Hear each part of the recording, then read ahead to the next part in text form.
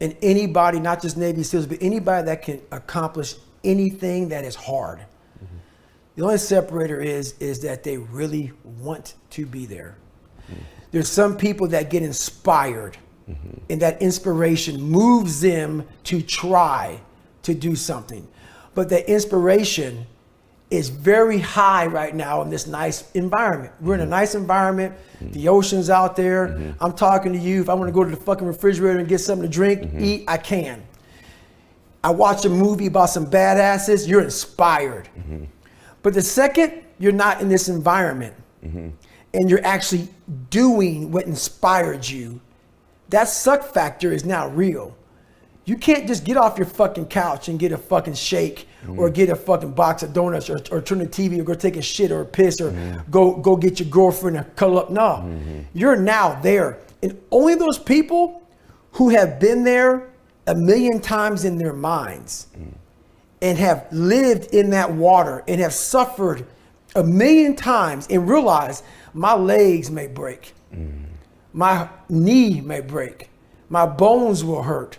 I will be the coldest I've been in my life. I will be miserable, and accept that. Because what happens is when you get in a horrible situation in life, your mind, I call it my 1 second decision. When you get in a horrible situation in life, your mind immediately says, get the fuck out of here. Mm-hmm. Everybody's does, even if you want to be there. Mm-hmm. But it starts to have all these different questions, mm-hmm. in your mind in that 1 second. And it says, okay, why are you here? Why are you doing this? Why this? Why that? And then you start to say to yourself, if you don't want to be there that bad, I have a beautiful wife at home, man. Why the fuck am I doing this, man? Mm-hmm. Like, this is stupid. This is gonna get these guys injured. Like they're gonna pay for this for the rest of their lives. I'm not gonna break my body up to do this. Mm-hmm. Your mind starts to say, yeah, this is stupid. Mm-hmm. But if you are already knowing that this is gonna happen to you, you have all the answers to these questions that your mind starts to give you when you're in suffer mode. Yeah. And that's what I realized. Do you true that's your visualization of those moments over and over? Over and over again. You have to be there but not there at the graduation. Okay. You got to be there in the worst parts. In the suffering. That you know over and over again. You got to live that in your mind. Do you like suffering, or do you just deal with suffering? Real answer. Real answer? Yeah. I like to see... Real answer, I like to get a bunch of men together. Okay. Men, mm-hmm. that are the hardest of the hard. Mm-hmm. And I want to be with these men. And I want to see them suffer. Because I'm suffering right along with you, but I want to see me get through it. I want to see what you're made of. I want to see, almost like the Colosseum, mm-hmm. in Rome. Mm-hmm. Let's fucking go to the fucking Colosseum. And the only way to see who the baddest motherfucker is to suffer. You can't do it by writing a paper. So let's go. Because why? What I found out through my life was I thought of myself as some weak little bitch kid. And what I found out, and the only message I want to get across to people is, once you change one thing, your mindset, you can attack everything. And I find it fascinating. I'm fascinated. Because I'll be in these moments. I put these guys on some fucking pedestal. Yeah. Which people do with you. They do with me, and they shouldn't. And I was this guy who was a piece of shit looking at these, oh my God, how are you guys this amazing? But once I worked my way up there, I said, my God, man, we can all compete, motherfucker. Let's go. So do I like suffering? I like suffering in the way that is competitive. Yep.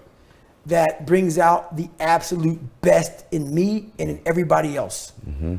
So I want to see a man be defeated. I want to see a man get broken and say, fuck you. I love these men. These men I love, but there's very few of them. There's very few of them. And there's very few that are willing to go there more than once. A lot of people, even people who've gone through special ops, it kicks the shit out of them to a point where in their mind, what got me bad in pararescue was when I was going through it, I said, I'm only going to do this one time. And so many people in special ops, whether they believe it or not, in anything, fuck special ops in anything, that's hard. I'm only doing this one time. Once you say that, you fuck yourself. The truth, I got to tell you, off camera, you and I were talking about something. Now we're going to go to something cool. Okay. Well, we've been in something cool, but like I work with a lot of athletes when they get out of their career. They made this massive sacrifice all their life to get to the NFL. They make that thing happen. They're only willing to do it once. Right. And when that's over, their identity's set on that thing forever. And they just repeat the stories from that time over and over. That's right. And I watch them have such a difficult second half of their life. I try to help them with that. I've watched it with business people. And you and I were talking off camera. So I've started to uncover with me the last couple of years that I've been on social media and teaching these things. And if you gave me that mirror test the last couple of years, right, that accountability mirror, when I look in it, I'm starting to look at a dude who used to do some crazy shit that was cool in his life, really accomplish some things. And all these accolades, people follow you, they listen to you, they think you're something special. You have that, I have that. Clearly the differences in our lives are too vast to even venture what you've achieved. The things you've overcome are completely different than mine. But I'm starting to realize something about myself that I want to give the audience a gift of, and I want you to talk about it. You know what? I've just accepted. I'm only going to be happy when I'm grinding for something. That's right. I'm only going to be happy when I'm growing. I don't want to talk about stuff I used to do. Mm-hmm. I want to do something great with my life. I don't know that I can get to the mental level you have, but I think everybody here needs to know something. If you just think you're going to do something temporarily once, man, you're going to be unhappy when it's over. That's right. How about you right now? When you look in the mirror right now, so Goggins looks in the accounting mirror today, mm-hmm. What does he see and what are your thoughts about that? So, same with you. Mm-hmm. What happened with me was like, so who I was this nobody guy. Mm-hmm. And I created this Goggins. Mm-hmm. And that Goggins, there's David Goggins and there's Goggins. David Goggins is a calm, cool guy that sits back.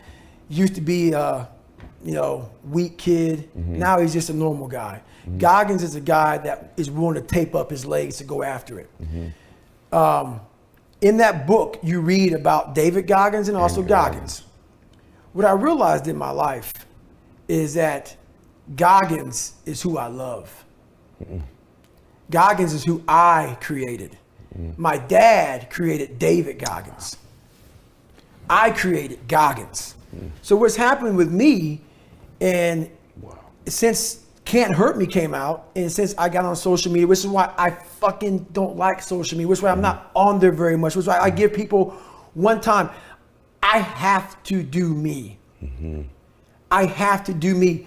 So people get it fucking twisted, man. I am who I am. Yeah. What's in that book is me. Yeah. So now what they see is this guy who's trying to get people to get off their fucking ass. Mm-hmm. That just happened to happen, man. Mm-hmm. I didn't set out. When I set out to be a fucking SEAL and set out to go to Ranger School and all this other shit I did and break records, I didn't set out to fucking please motherfuckers. Right. I didn't set out to say, hey, pay me now. Mm-hmm. I got a great fucking story. Mm-hmm. Fuck that. Mm-hmm. And I realize now that my life has kind of gotten to a point where people know me, mm-hmm. I have followers and whatnot.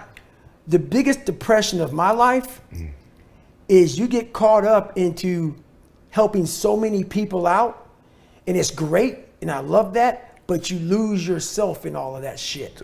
Truth. It literally, and people go, man, but my God, like you're changing. I get all that shit, man. Mm-hmm. But what the fuck is motivating you in that book? What's motivating you is the fucking stories I'm telling you about what I did in my life. Mm-hmm. Once I stop living that, I'm no more. Yes. I am not the fucker that you are now being motivated from. Mm-hmm. Mm-hmm. So right now in the mirror, I now got back to Goggins. Mm-hmm. I'm now back to running 100 miles a week. I'm now back to getting the fuck. I saw, and I talk to my girl about it all the time. You travel, you speak, you all this shit. Mm-hmm. It's all fucking great and dandy for most people. Mm-hmm. I'm Goggins. What makes me is the dungeon. Mm-hmm. And yeah, and people go, well, oh my God, like they're gonna hear this, my God, you don't have any peace in your life. Don't get it fucking twisted. Mm-hmm. Weak people who hear me get all fucking poopy pants about how I talk. So be it. Mm. What changed me was I had to be hard on myself. Yep. And I have to continue to grind myself into a fine dust. Yeah. Period. Yeah. That's where I feel good. Mm-hmm. I feel like I accomplished something. If things come easy, it's not fun. I must fail at something repeatedly. It has to haunt me. And then once I complete it, I feel like I accomplished something. I don't want to set out and say, oh, there's an A. We're good. It's fucking stupid. No, I want to turn it in 1,000,000 times and say you fail. You fail. And I say, okay, roger that. And sit there and analyze what I'm doing wrong. Go to these places that people don't go to anymore because all this fucking social media shit and everything's computerized. I want to go to that dark place in my mind and say, okay, how are we going to get this done? I